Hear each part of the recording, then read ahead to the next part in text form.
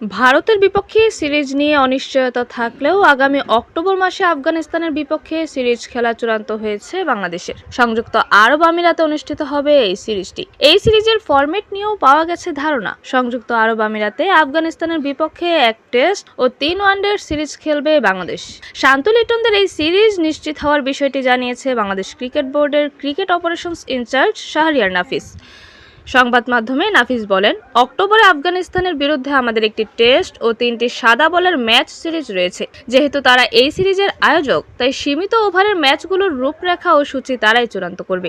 গত বছর সংযুক্ত আরব আমিরাতে আফগানিস্তানের বিপক্ষে টি-20 ও ওয়ানডে সিরিজ খেলছিল বাংলাদেশ। টি-20 সিরিজে টাইগাররা রশিদ নবীদের ধবল ধুলাই করলেও ওয়ানডে সিরিজে নিজেরাই হোয়াইট ওয়াশ হয়েছিল। আফগানিস্তানের বিপক্ষে ওয়ানডে সিরিজের পাশাপাশি টেস্ট ম্যাচটিও বেশ গুরুত্বপূর্ণ হতে যাচ্ছে টাইগারদের জন্য। এই সিরিজের পর ঘরের মাঠে ওয়েস্ট ইন্ডিজের বিপক্ষে টেস্ট সিরিজ রয়েছে শান্ত মিরাজদের। টেস্ট চ্যাম্পিয়নশিপে বর্তমানে 4-এ থাকা বাংলাদেশের জন্য এই সিরিজে ভালো করা গুরুত্বপূর্ণ। ক্যারিবীয়দের বিপক্ষে সিরিজের পর দক্ষিণ আফ্রিকা সফরে যাবে বাংলাদেশ। সেখানে 2 টেস্ট, 3 ওয়ানডে ও 3 টি-20 সিরিজ খেলবে টাইগাররা। অন্যদিকে সেপ্টেম্বরে ভারতে বাংলাদেশ সফরে আসার কথা থাকলেও তা নিয়ে অনিশ্চয়তা এখনো কাটেনি। একই সময়ে আফগানিস্তানের বিপক্ষে ভারতের সিরিজ থাকায় বাংলাদেশ সফর নতুন সময়ে আয়োজিত হতে পারে। তাজরি ইমা, প্লেবাস নিউজ।